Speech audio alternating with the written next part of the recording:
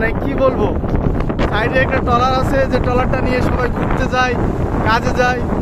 সেই ট্রলারটা আজকে নদীর স্রোতে, নদীর জোয়ারে সে কুলে আসতে পারতেছে না। অসম্ভব কাণ্ড।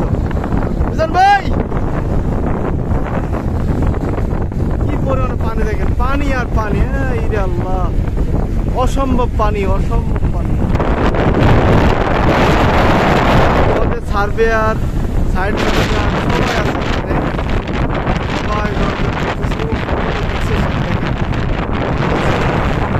এরকম অবস্থা। আজকে আমরা ছোট্ট একটা জিনিস ক্যামেরা বন্দি করে রাখলাম এবং আপনাদেরকেও দেখালাম। আমাদের সাইডটা হলো বরিশাল ক্যান্টনমেন্ট, পায়রা নদীর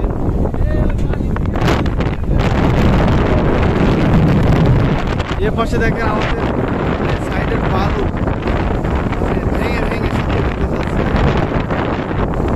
দেখেন, পানির স্রোত, পানির ট্রলারটা আটকে গেছে আমাদের চরে, আবার লাভতেছে না।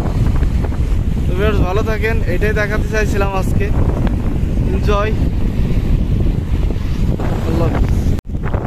এত জোয়ার উঠলে আসলে অসম্ভব কষ্ট, যেখানে আমাদের স্টাফগুলি আজকে ট্রলারে আটকে গেছে। দেখেন কিভাবে আসবে এই কুলে, আসতে পারতেছে না এই কুলে, একজন হেল্প চাচ্ছে। ট্রলারটা হঠাৎই চরে এসে বেঁধে গেছে, যে কারণে তারা কুলে আসতে পারছে না। পানি আর পানি, নদী আর নদী। ওই যে সামনে দেখা যায় আপনার পায়রা ব্রিজ, পায়রা সেতু।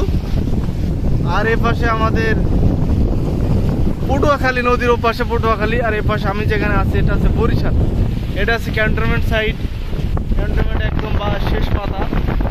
এখানে আপনার সব মিলায় এখানে আমাদের যে কাজটা চলতেছে, এখানে নদী শাসনের কাজ চলবে। এই যে আমার স্টাফগুলো এরা গেছিল ভিজিট শেষ করে আসলো। এখন দেখেন এই কি পরিমাণ পানি, এখানে কিন্তু কিছুক্ষণ পরে পানিও থাকবে না, পানির সাথে সাথে বাতাস। এই যে আমাদের সার্ভেয়ার, সে প্যান্ট শার্ট পরে নিচে লেবে গেছে, কি আর করা, কিছু করার নাই। ওর সাথে দুষ্টুমি করে, এই গোসল দিয়ে আসেন। এই যে আমাদের হাকিম এবং আব্দুর রৌফ ভাই, তারা অনেক কষ্টের সাথে নদীতে ট্রলারটা ঠেলে লাগাচ্ছে। আজকে অনেক কষ্ট হয়ে যাবে আজকে। ওই যে একজন বলতেছে আমাকে আবার একটু ভিডিও করেন তো। উনি খুবই ভালো মনের মানুষ, আবার দুষ্ট আছে। কাছাকাছি গেলে আবার বৃষ্টির মতো পানি আসতে পারে।